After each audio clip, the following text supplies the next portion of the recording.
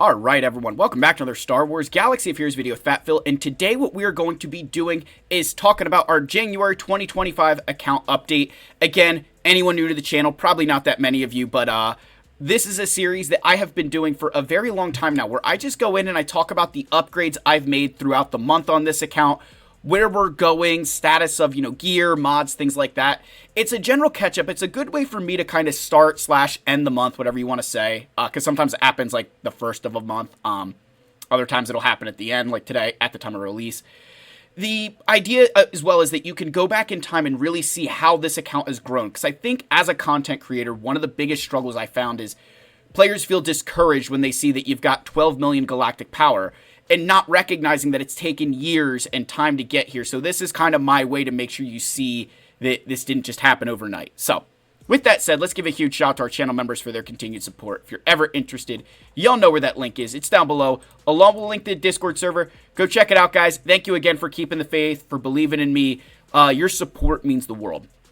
I will always stand on that. I have the best community in the world, and I really appreciate every single one of you. Thank you guys again. Let's get in here. Let's talk about the account for a little bit.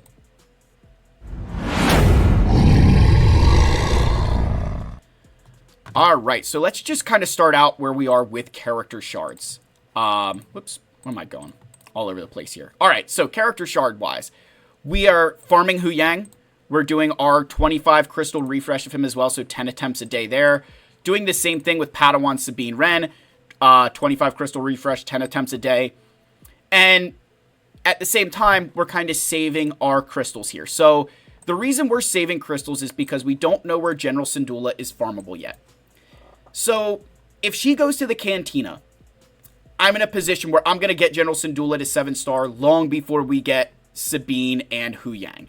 And so, in those instances, if General Syndulla gets to 7-star first, I will spend, probably at least 8,000 crystals on character shards between Hu Yang and Sabine to rush those along, because that's exactly what's bottlenecking me on Ahsoka. It's not the gear, it's not the signal data, anything else, it's I don't have the character shards. So if I can speed that up, that's what we're going to do.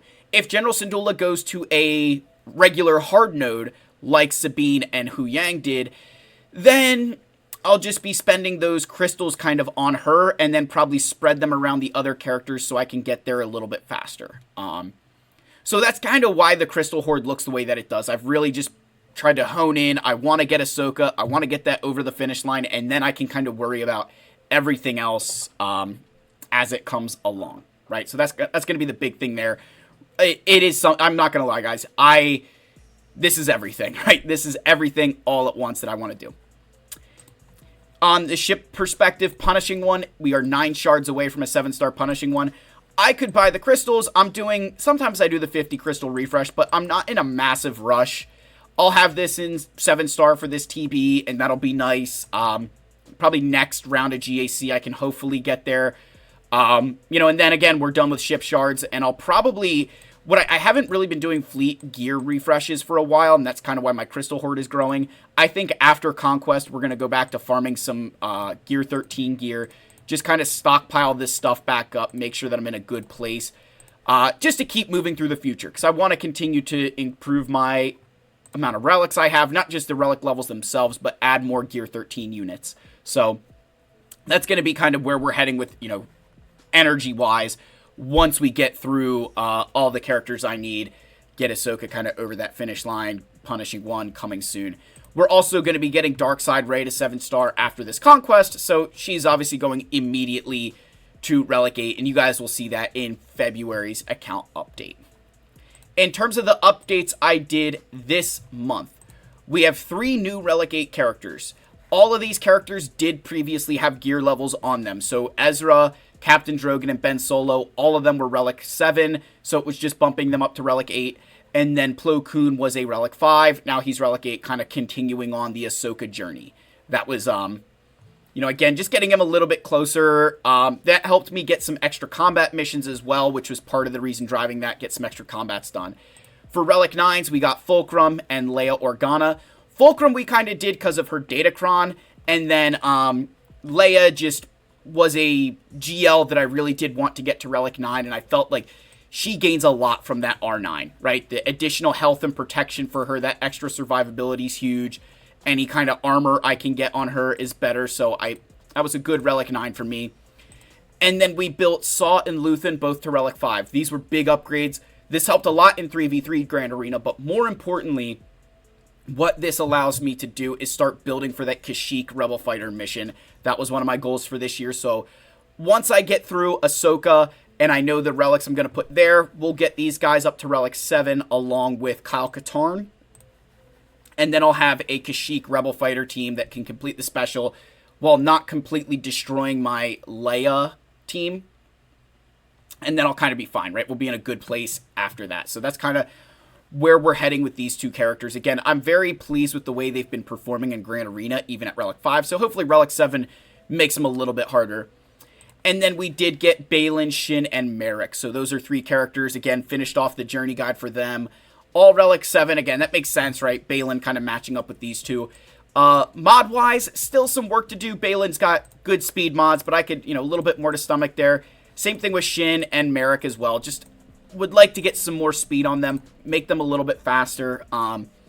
Again, with limited mod resources, there's only so much you can do, but I feel pretty good about the mods right now. We've gotten a couple solid ones, especially Shin. She's over 300 speed, which that felt good.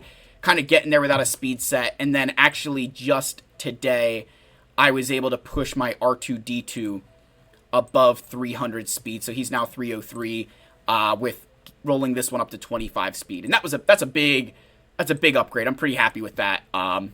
Because one of my goals for this year was obviously getting more speed mods, right? So, my Leia, I think, is the last character I have. Yeah, she's 301.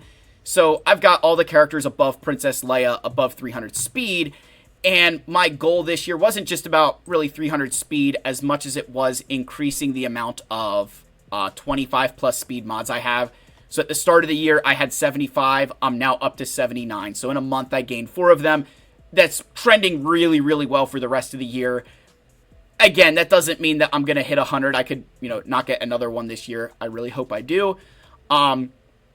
But it's something I'm working for. And I'm not going to lie, I'm pretty proud of that. I feel like I've done a good job with kind of managing those mod resources. And I've tried to spread the wealth as well. That I'm not just kind of going all in for a 25 speed mod. I'm trying to make sure that I upgrade mods accordingly to try and get characters just as fast as I can. Because obviously the faster your characters are, the more of an advantage you have, not just in a Grand Arena or Territory War setting, but some of those Territory Battle special missions you might not have to remod for, or you don't have to remod for combats because your team is in that place where it needs to be.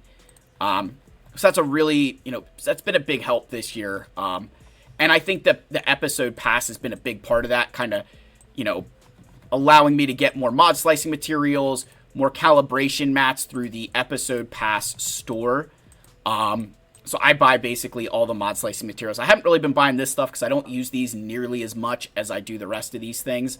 So, definitely been hitting that like mod crunch sooner, but a lot of that is because I have more availability to the resources, like these pieces here. So I've been using the rest of the stuff a lot more often. Finally, guys, just in terms of like what, some of the changes that it came into the game, think about the raid here. This raid change was awesome, right? This was great. The only team I actually struggle with now, which is kind of funny, is the Maul Sidious Nuke Gunray team. At times, you can get stuck behind the Droideka, which is a little bit annoying, but overall, this is so much easier. I don't have to remod if I don't feel like it. I do, so I can score the max, but yeah, it's such a breeze. It's very refreshing to only have to do like one run for 4 teams. It's really, really nice. So that's a big, even just from a time perspective, this was getting so repetitive, so frustrating to just wait around for RNG, and now to get through this very cleanly with every single team, barring the one, it feels really nice, and it's kind of rejuvenated me a little bit. And allowed me to even care. I'd say like one area that's really benefited is my Grand Arenas. I actually am caring a lot more about Grand Arena now, because I'm not burnt out from playing that raid over and over again. So I very much thank you to CG for making that change. That's been such a refreshing moment. Finally, guys, just in terms of like, hey, what's the relic horde looking like? You know, how we doing? I've actually spent the past couple of weeks farming carbonite circuit boards with my regular energy rather than Kyrotech. And a big reason is because I had, you know, and still have a ton of each Kyrotech piece, right? We're over 4,000 for each of them.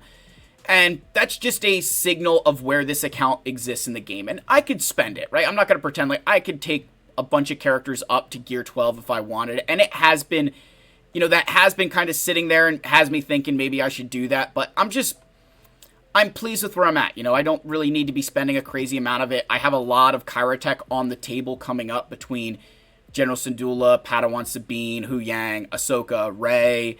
You know, that number's going to start dwindling, right? That number's going to come down as soon as we get some of those high relic, you know, high Kyrotech characters. So I just don't want to spend a lot of it, but I was kind of taking that break to build up the carbonite circuit board inventory, and that way my bonus crystals don't have to go to some of those relic packs you get where you can kind of, it's like what, 500 crystals to rip some carbonite circuit boards, saving those for the shards to hopefully push on to get Ahsoka faster. So, you know, go kind of back on that Kyrotech grind a little bit, build up the bronzium wiring again, but I am starting to focus a bit more on those carbonite circuit boards, just so I kind of maintain a good safety stock that I don't bleed dry and then put myself in a spot where, like, I can't make a relic upgrade because I don't have them. And I know that sounds ridiculous for as many as I have, but it dwindles. And especially with the upgrades I want to be doing this year, I've got to make sure I have those kind of saved up because we're going to be focusing on some of those higher relic upgrades. And if I run out of the lower stuff, then I'm really screwed because then I can't do what I want to do with the high-end relics, kind of, you know, as you guys can see, moving into those relic 8s and 9s. That's, you know, again, that's where this account is heading, and I want to make sure that I can do that. And a big part of being able to do those high-level relics is that I can take other characters to relic, you know, 1 through 5 or whatever and not be sweating about it. So that's the end of the video. Let me know your thoughts down below. Like, subscribe, comment. I love you all. May the force be with you, and I'll see you in the next one. Cheers, my friends.